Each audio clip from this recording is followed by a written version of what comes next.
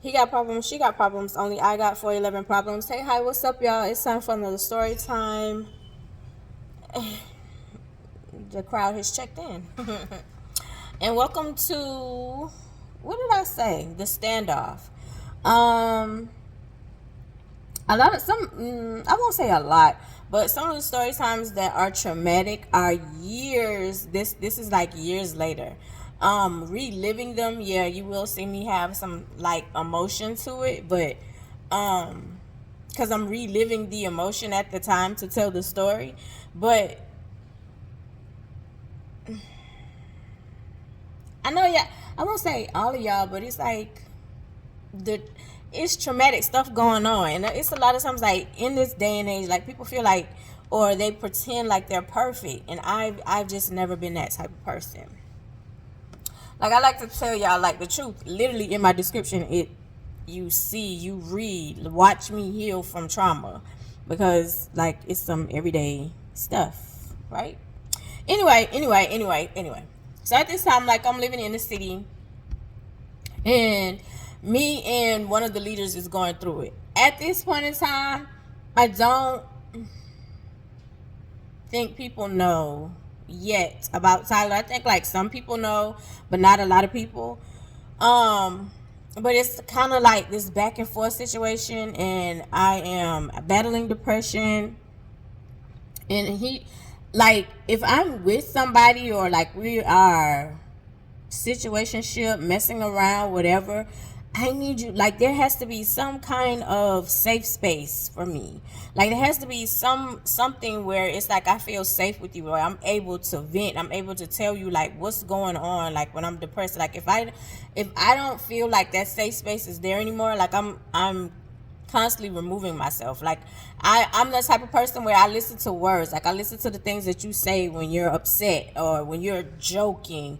Like, all of that comes into play for me. So I start withdrawing, because that's not coming out of your mouth. Like, the little shade jokes is, yeah, that's not like, oh, I was just playing, I was just joking. No, nah, you meant that ish. You meant it. So at this point in time, like, you're throwing jabs, like in just like a regular conversation, you're throwing jabs, and it's like, what's wrong with you? Like, what's wrong with you? Because I don't know, for the life of me, it just feels like sometimes, because I'm a strong person, like, people don't expect me to have weak moments. And when I'm in my weak moments, is because you're so used to me being strong, and I'm trying to vent to you, because I'm trying to be, I want you to be the friend that I am to you. Like, a lot of times I always tell myself my biggest mistake is that I expect me from you. And that's just not the case, because we're two different people. But I expect for you to treat me how I treat you. Like, I treat people how I want to be treated. So that's what I expect from other people. So if we're in relationship, fellowship, not just romantic, I expect a certain amount of safe space. I expect a certain amount of empathy, sympathy. When you're going through that, that's the same I give you. Like, I expect that when I'm going through, even though you don't expect it from me, because you see me as like superwoman, because I'm one of the strong friends. I'm the strong friend. So it's like, oh, you're gonna be through this, like, you're gonna get through this, not realizing, like, I mean, sometimes I'll just be struggling, and I don't say anything, because nobody gives me the grace that I give them. So at this point in time, like, we're beefing, going back and forth, because there's this back and forth situation. It's like, at times you like me, and then at other times it's like you're trying to, like, belittle me, wear me down type situation. And so I'm depressed, because like I'm in between jobs, and I'm trying to figure things out. And I think at this point in time, like, did they already take Ty's check? And I'm trying to figure out finances, if that makes sense. It would make more sense, because if you go to the playlist, I think I have it in both. I have it in Church Chronicles and Church Chronicles Saga, where it's by itself, and then it's listed in Church Chronicles as well. Where you can see In Love with the Same Man. So I mention it where it's like Ty was on Social Security because he was born with a birth defect, and so that was paying the rent. But once he had surgery, they took it as like, oh, he's okay, instead of like, now I have to do more like physical therapy to train him to be able to use the bathroom, because he was born with the birth defect, and this was like I think after the third surgery. After the third surgery, I think. After the third surgery, I think like was when they did like an evaluation, and it was like, oh, okay, yeah, it's fine now, because once they connected his they removed his colostomy and reconnected his intestines and everything on the inside for him to actually use the bathroom. I want to make sure I'm in the timeline right, because Ty had a lot of surgeries.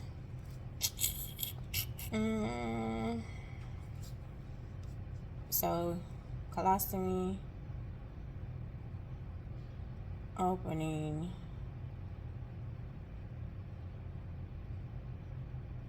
reconnecting,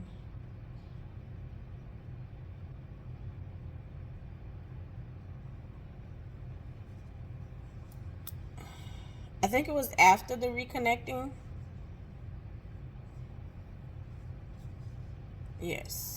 Yes, because he had the bone infection after the reconnecting. So after the reconnecting, that's was when they were like, okay, yeah, like he's no longer disabled. We reconnected, it worked properly, so he's fine.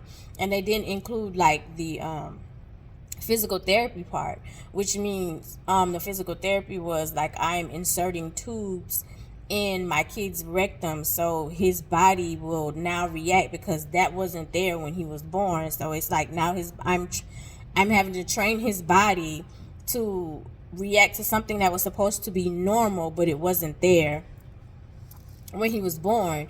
So it's like hearing him scream, because like yeah, anyway. So yeah, they wasn't putting that into play, basically. So basically, like, that check had disappeared, and so it was like my finances was different, and I'm trying to get stuff together.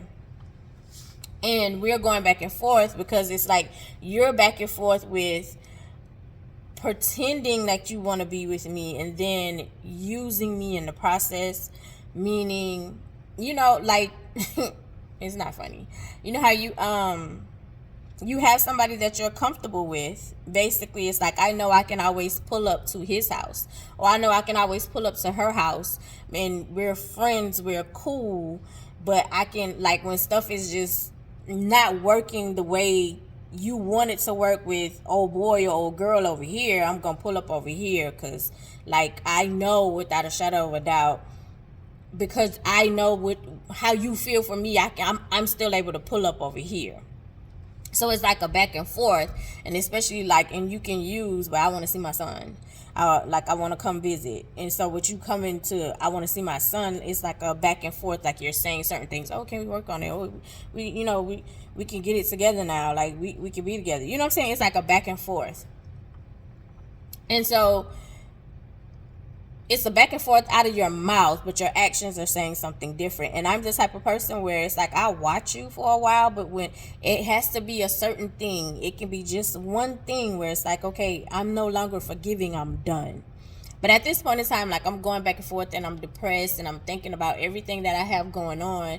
And at this point in time, Gifted is still in the city, so she's there with me. Like, she's in my place. She's in my apartment.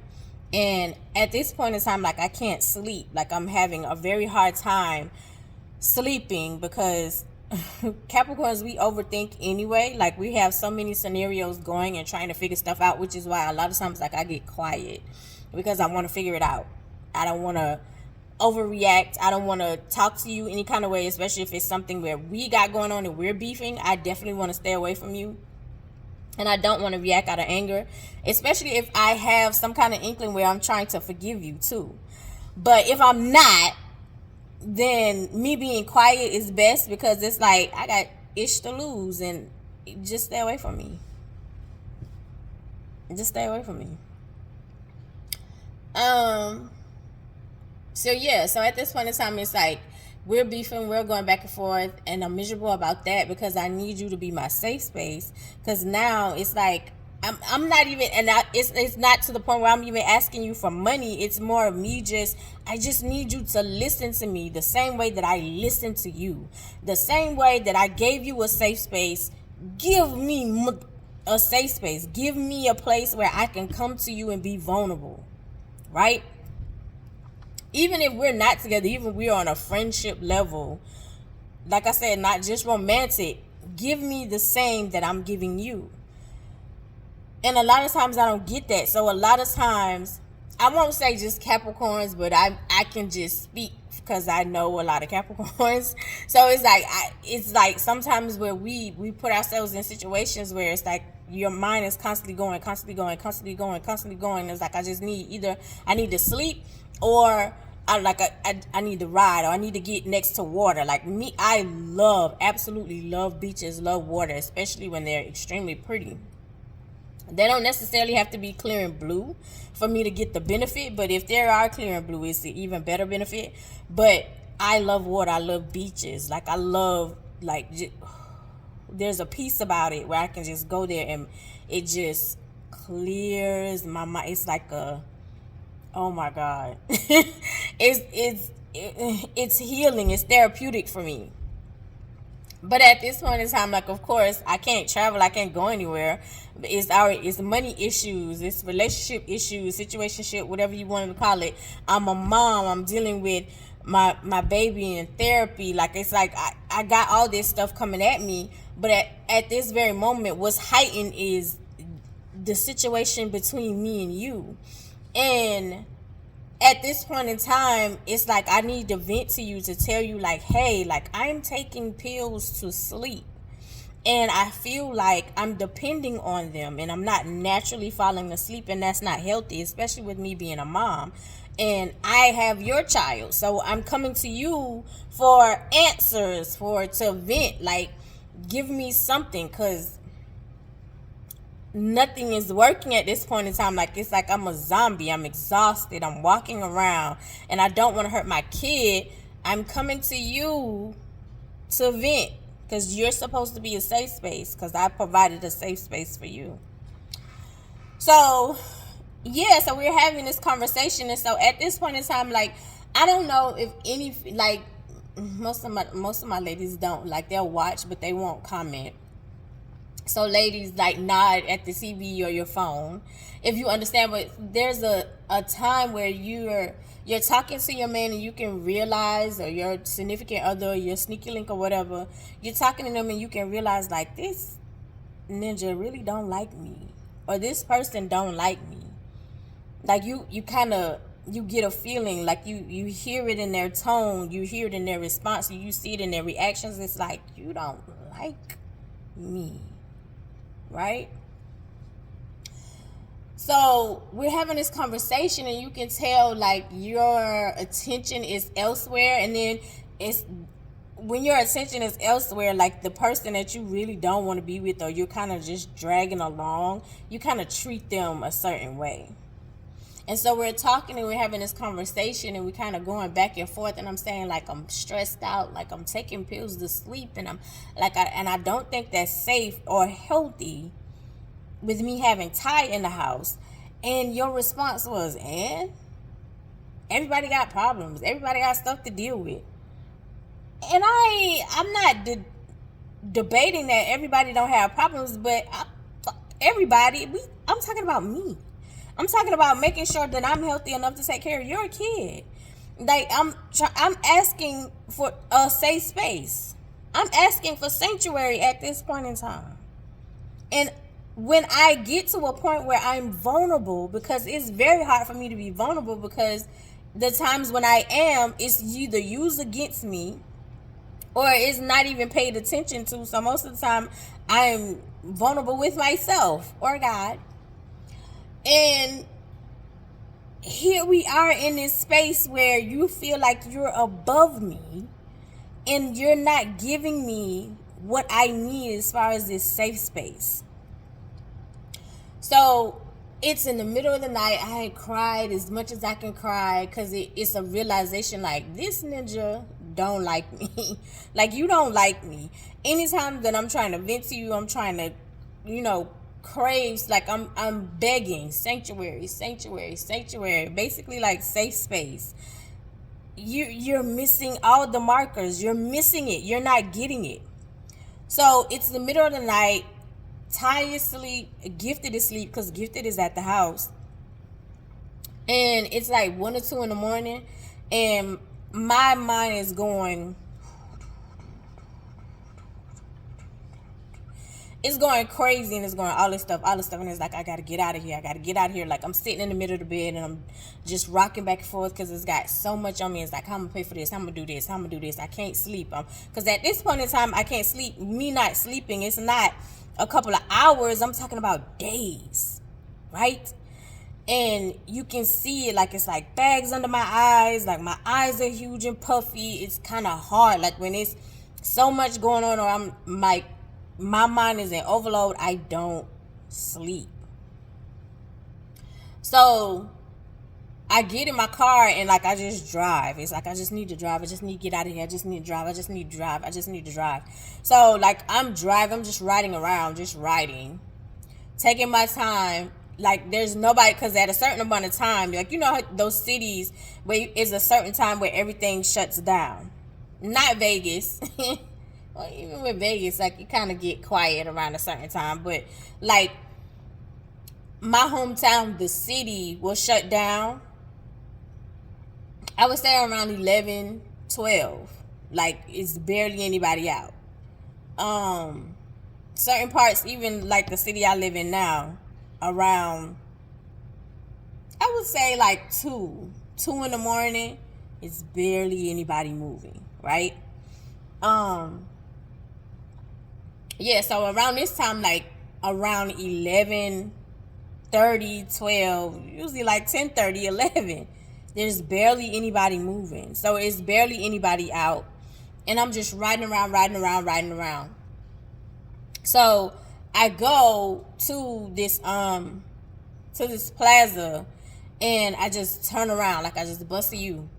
Turn around, like busting you, like I noticed like police cars are sitting like in the plaza, because you know how police cars just normally sit like in a certain plaza. Sometimes it's just one car, sometimes it's a couple of them and they sitting there talking, so you're not really paying them no attention. So like I go in the plaza and I bust you. When I bust you, like, I would start to go ride down this, in this neighborhood, like I'm just riding, and then all of a sudden, like, I see all these blue lights behind me, and I'm like most of the time, like literally I'm on, I would say, cruise control. Like to be totally honest, it's like I'm there and I'm not all there, because I know what I'm doing, but I'm kind of coasting. Because my mind is is everywhere. So, like, while I'm sitting there and I'm looking in the rearview mirror, and it's like, do I have my purse? Do I have my license? Wait a minute. What did I do? As far as I know, like, I was going slow. What did I do? Like, it's still like my mind is going all over the place. And so while I'm sitting in the car, like, I can hear the officer over the speaker, because when I tell you, like, it's lights, the lights were blinding me. It's lights everywhere. You would think like I took these people on a high-speed chase of how many cops was behind me. But we're in a residential neighborhood, so like it was just lights everywhere. And so all I hear is the cop saying, don't move over the speaker, because I'm still sitting in my car. And I'm going, I haven't let anybody home my car. What? Like, literally going like, how did I even get in this? Because all I did was bust a U-turn, like did a circle in the plaza, and then went down a residential area. So I'm literally like sitting in the seat going, what did I do? What did I do? Did I hit somebody? Did I, like, all this is going in my head at the time. So he says, slowly open the door. And I'm going, what? So I slowly open my door, and then I sit there. Again, not a flex. My mom's a cop. So there was things with her studying, because I used to help her study when she was in the police academy. And so it was like I used to help her study, and there was certain things like the book work I would listen to. I'm a reader. Like I read things, I pick up things, I kind of retain certain things. And so basically, like, your whole point is to keep the cops comfortable, because nowadays, especially for us, you hear, oh, I was scared, I was in fear for my life. So you want to keep them comfortable, like, and even with us not moving, child. But that's the whole goal. Like, you want to keep them comfortable because their adrenaline is already going, because they don't know what to expect. So you don't want them to be trigger happy, even though a lot of them are trigger happy. But that's the whole point. So anyway, so I open the door, and like I'm sitting there and I'm waiting for the next instruction, because I don't want to just jump out, because I don't know what is going on. I don't know what's going on. So they was like, step out of the car with your back towards the light, hands in the air. And so I sat there for a minute, because I'm going, what the hell did I do? Right? They said, step out of the car with your back towards the light, hands in the air. It's 1 or 2 in the morning, and I noticed like something, like I look to the side and I can see like the people like peeking out of their window. Like, it's dark, but you know, police lights, and this is a lot of police cars behind me. So I step out of the car with my back towards them, put my hands in the air, and I just stood there. And so they said, slowly stop walking backwards towards the sound of my voice. Hold on, y'all.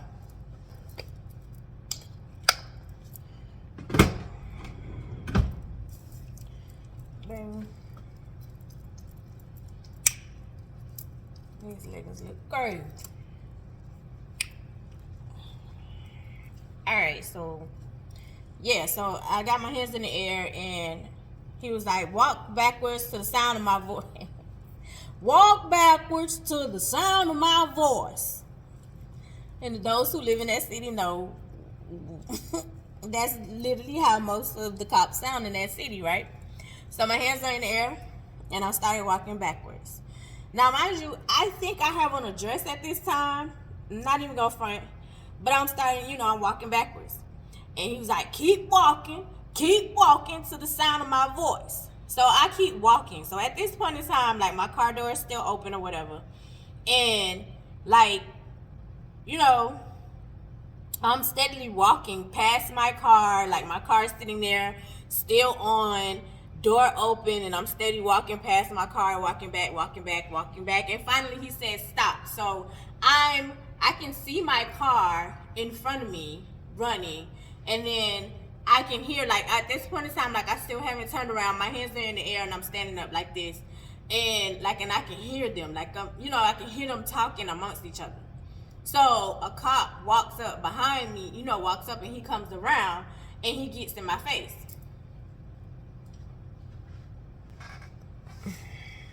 And so he goes, so where are you going tonight?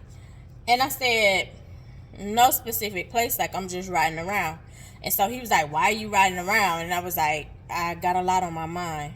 And so he was like, have you been drinking or anything? Because mind you, before I get in my car to ride around, clear my mind, like, I have been crying for hours. So my eyes are extremely puffy and red, and I haven't slept. So, from my outside looking in, like, I look kind of crazy. Like, my eyes are swollen, not only from me crying, but from me not sleeping. So it's just puffy and bags on 25 at this point. So he was like, you okay? Like, you been drinking? You had any drugs going on? And I'm like, no. And so he was like, why are you just riding around? Like, it's late. You're riding around by yourself. That's not safe. And I was like, I just got a lot on my mind, and this was a way for me to clear my mind. And so he was like, oh, okay. He was like, well, we need you to open your trunk. And so, like, I'm sitting there, and still, like, my mind still is all over the place, thinking about my stuff that I got going on at home. Now it's like, girl, like, you're in this position, nobody didn't even know where you are, because Gifted is asleep. So all I did was grab my keys and leave. Gifted is how asleep. So I don't even know if you realize, like, I'm not in the apartment. So it's like, now, girl, you're in a situation where nobody even know where you are. Nobody probably even know, like, if these people shoot you dead, they won't know. Nobody knows that you're out riding around in the middle of the night. So my head's all over the place. And so I'm like, why do I need to open my trunk? And he was like, no, just trust me, ma'am. Like, we just need to search your car. Now, again, my mom being a cop, not a flex, because I know I say it a lot, but it's just reference, because it's like, it's just certain that I know. And it's like, this don't make sense. Like, you don't even have a reason to search my car. You don't have a reason to search my car. Because it's like, wait a minute, you haven't even told me why you stopped me. And I was like, wait, why did you stop me? Like, I wasn't speeding. I didn't run a stop sign. Why did you stop me? And so he was like, okay, ma'am. Mind you, I still have my hands in the air, like, while you're talking to me. Like, why did you stop me? Like, I was like, I'm confused. Why did you stop me? Because I'm trying to, like, now I'm starting to come to my senses of, like, in the present. And so, like, he kind of looked at me, and I'm like, because literally, and then, like, I looked to the side, because, again, I could see, like, the curtain moving. And so you look to the side, and you can see the curtain moving. And so I guess for you, it was like, let me slip into professionalism, or some kind of professionalism. And he was like, I'm sorry, ma'am. He was like, it's just some certain things that's going on, and we just need to make sure you're not part of it. And I was like, what? And I was like, none of that doesn't even make sense. And so he was like, I'm sorry, man. He was like, let's start over. So he was like, you can put your hands down. So I put my hands down, and he was like, is it okay for us to search your car? And I was like, why are you searching my car? And I was like, this doesn't make sense. Why did you stop me? And so he was like, well, you came and you just did a U-turn in the plaza. And I was like, it's not against the law to make a U-turn in the plaza. I was like, to turn around in the plaza. And I was like, I literally was just turning around to actually come down here. Like, again, I told you, I'm just riding around to clear my mind. I was like, so did I hit something? I was like, did I hit a car or something and didn't pay attention? Because, again, I'm kind of just floating mentally. Like, I'm in my headspace, but not really in my headspace. You know what I'm saying? Like, you know how people be like, you're not really... Anyway. So he was like, no. He was like, he was like, okay, listen. Can you please just open your trunk? Please. It's very important. Mind you, the cops over here are like this. Behind doors, like this. Because it's like 4 cops. So I was like, okay. And I was like, well, I got to go to the car to open the trunk. Because at this point in time, like, there's no key fob to my car. Like, it's just a key. And so he was like, okay. He's like, go ahead. He was like, I'm going to stand here. So there's a distance. And you open the trunk, and then you walk back to me.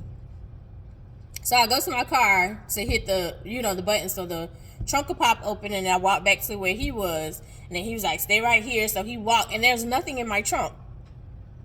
There's nothing there. Like, you can clearly see. And so he lifted up to, like, look at the spare. There's nothing there.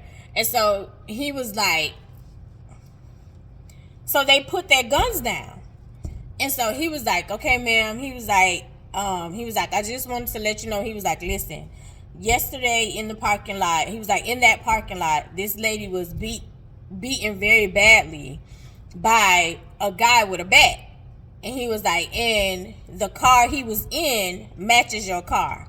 I don't believe that. I honestly don't believe that. But Okay, because at this point in time, like, I had a Hyundai accent. Those who know, like, the Hyundais, like, the accents back then was really compact. It was a small car. I don't see no dude driving a Hyundai accent, but then again, it could have been her car and he was in it. I don't know. But I was like, okay. And so he was like, it matches your car. He was like, so when you came and turned around, we were thinking, like, it was the dude because they were looking for him. He was like, so we thought it was the dude, which is why we followed the car, which is why, like, all of this is going on. He was like, he beat her very badly. She's in the hospital. Like, she's not doing very good. So we're looking for him. And I was like, oh, okay. He was like, yeah. He was like, so I apologize. He was like, it's late as night. All you did was come and turn around. It was in that parking lot. So the car matched the description. So that's why, like, we followed you because we thought, that it was him and he was returning to, the scene of the crime or whatever. And I was like, that didn't make sense, because if he beat her with a bat and he on the run, he not coming back to come pick up, like, shell cases or nothing. Why would he come back to the plaza? That didn't make sense to me. But I was like, oh, okay. So he was like, yeah. So he was like, he was like, it's late. You should go home. You shouldn't be out this time of night. He's like, I don't know what's going on at home. He was like, but it's not a good idea for you to be out this late. He's like, you need to go home. You need to go home. So I was like, oh, okay. He was like, yeah. He was like, sorry, sorry for the inconvenience. You have a good night. So I walked to my car. And so by the time I get to my car door, to get in, like, they had turned all the lights off. And it was like 5 cars. And I'm going, what the? So it was a Caucasian girl that got beat up, but the boyfriend was black. Even though, like, I guess the car matched the description, but I don't know. Like, it just didn't make sense to me. But anyway, so I get in my car and, like, I'm sitting there, and they just, like, they kind of disperse out. So the person, like, who was peeking, like, you could see them, like, close the curtain because it's like everything's over or whatever. And so I'm sitting there and I'm going, nobody even knows, like, I'm out. Nobody even knows that I'm out here. So if they would have got trigger happy or whatever, nobody has a clue that I'm out here. So I was like, girl, you got to get your ish together. It is you against the world. Get your ish together. Handle what you can handle at one point in the time. Go home. So I get in my car, of course, to go home. And once I get there, of course, Gifted is still sleeping, so is Ty. And I'm sitting in the bed, like, because still I can't sleep. So morning comes, it's getting close to the time where Ty usually wakes up, because Ty had a schedule. So I knew what time he was going to wake up. So it was like, go ahead, get his breakfast and stuff together. He could do his own breakfast, but I was getting his breakfast together because I was already up. So I got his breakfast together, and so I'm sitting. So Gifted was like, oh, you up early? And I was like, girl, I never slept. And so she was like, oh, and I was like, so let me tell you what happened last night. And so I told her the story. She was like, girl, I didn't even know you were gone. And I was like, yeah, I figured. She was like, you got to stop doing that. And I was like, I need to clear my head. And I was like, but it was a reality check for me, not the girl being beaten, like, because I don't wish that on nobody, but it was like, nobody even knows you're out here. Like, you're riding around. Like, you're going to have to find another way to clear your head, because at this point in time, like, it's just you. Even though I know y'all probably like, well, why you just didn't talk to Gifted? I did. Like, Gifted was my person that I could constantly dump on, but I'm asking you for a safe space because you're supposed to be that safety. You're supposed to be able to speak into me because I'm your son's mother. Whether we had anything going on or not, you're supposed to be able to speak into me and be like, hey, listen, we got to figure what it is out so you can be a good mother to him. Not only just being a good mother to him, but being good to yourself. And again, like, I provide the safe space for you, I'm looking for the safe space for me. And I had to realize, like, girl, the only person who can give you safe space is yourself, unfortunately. So yeah, so anyway, that's the story time of the Standoff. I love you the most because you're definitely the dopest in real life, and I'll see you in the next one. Bye.